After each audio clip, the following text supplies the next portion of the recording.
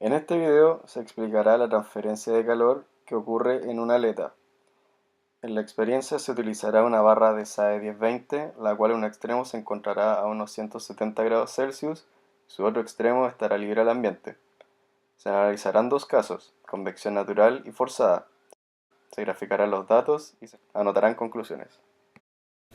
Mediante la ecuación de calor vamos a llegar a la siguiente ecuación diferencial, la cual está expresada en términos de θ.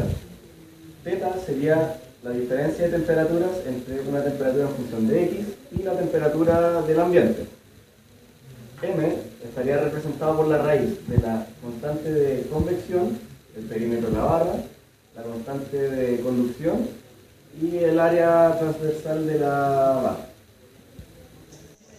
Las condiciones de borde para la solución de la ecuación diferencial varían según el caso de análisis. Se puede tener una barra infinitamente larga o simplemente una barra con la punta aislada, la cual sería una barra corta. En este caso se utilizará la barra infinitamente larga, la cual, si nosotros evaluamos en cero, simplemente tendríamos una diferencia de temperaturas entre la temperatura del borde, guiada por la ecuación que teníamos arriba, la temperatura del borde menos la temperatura del ambiente, la cual se considera como θ sub b. Ahora, para la condición de borde en el largo, se tendría que la diferencia sería cero, ya que teóricamente deberíamos tener la temperatura del ambiente. Aquí se tiene un esquema de más o menos cómo se plantea el problema. Se tiene aquí el borde y aquí el fin de la barra, donde tenemos un flujo de calor a través de conducción y un flujo a través de convección. Viéndolo diferencialmente, se vería así: un flujo que entra, uno que sale por conducción y otro que sale por convección. Se plantea la siguiente ecuación de energía, la cual sería el flujo que entra, flujo que sale por conducción y flujo que sale por convección. Todo esto debería dar cero y mediante esta ecuación se logra esa ecuación diferencial. Ahora, resolviendo, se obtiene la siguiente ecuación, la cual aquí se tiene la temperatura en función de x, en la cual se puede apreciar que se encuentra θb, una exponencial con la constante m, que es la que explicamos anteriormente, y la temperatura del ambiente. Tras el análisis del flujo en el punto cero, se puede despejar h, y de tal forma podríamos saber cuál es el valor de la constante de convección del material. Aquí se tiene un gráfico de cómo se comporta la temperatura en función de la distancia. Como se puede ver, es una exponencial negativa. Para la realización de esta experiencia se deben seguir los siguientes pasos. Primero, se deben medir las condiciones ambientales. Seguido, se debe encender la fuente de calor por unos 30 minutos aproximadamente y esperar a que el sistema se estabilice. Cabe mencionar que la lectura de temperatura será mediante termocuplas. Se realizarán 10 mediciones, en las cuales cada medición no debe superar un minuto. Una vez realizadas las 10 mediciones, se establece un ventilador a 50 centímetros de la barra, para así medir la convección forzada.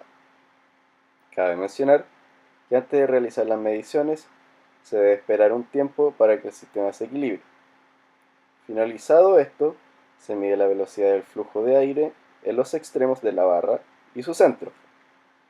Para saber la temperatura marcada por la termocupla, se utiliza una tabla de conversión. Finalmente, se deben analizar los resultados.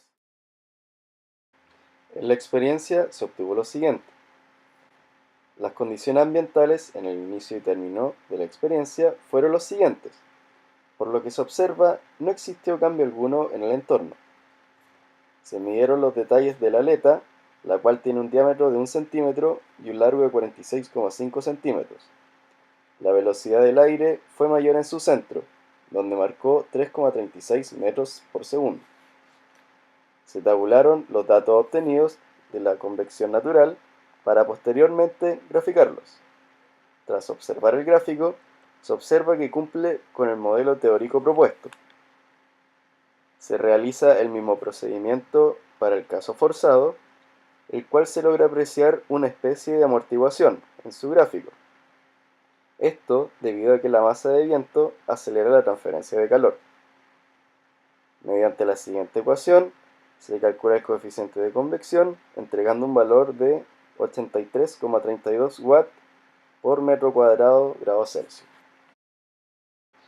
Para concluir la experiencia, se debe saber que el sistema utilizado para determinar el coeficiente de convección no es el más ideal, debido a varios factores, pero cumple con el propósito físico.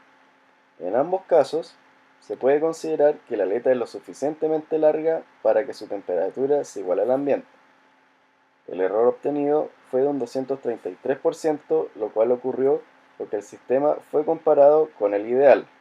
Por lo observado, las aletas cumplen con aumentar la transferencia de calor, gracias a que exponen una mayor cantidad de área para la convección y radiación.